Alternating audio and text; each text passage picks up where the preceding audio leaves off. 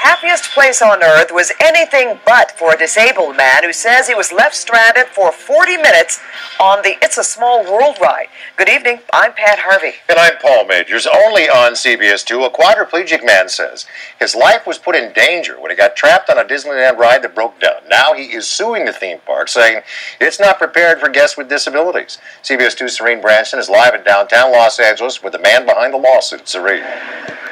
Well, Paul, according to this lawsuit filed in an LA courtroom today, the San Pedro man says he was stuck on this ride, had a medical emergency while every other guest was evacuated. Now, he and his wife were very excited about their first trip to Disneyland together, and they captured the entire ordeal on camera.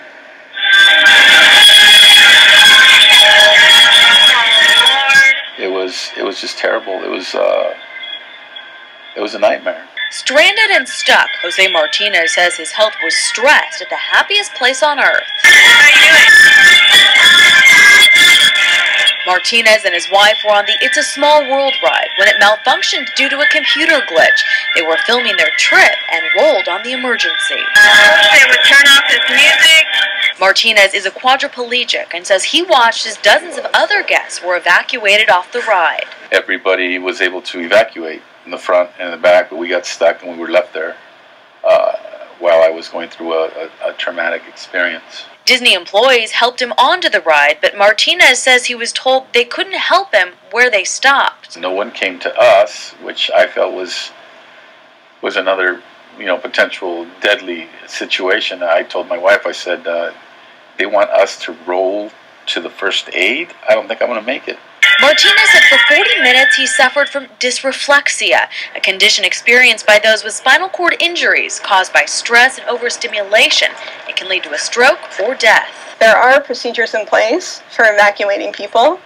There are not procedures in place for evacuating people with disabilities. That's the quintessential different treatment. It's discrimination in its purest form. The Disability Rights Legal Center in Los Angeles has taken Martinez's case, claiming Disneyland is in violation of federal and state laws and is not prepared to evacuate disabled guests in the event of an emergency. It's about having, theme parks that are accessible. And this is Disneyland, for crying out loud. Now, this incident did happen in 2009, but Martinez said it took him time to find a legal group that would take his case on.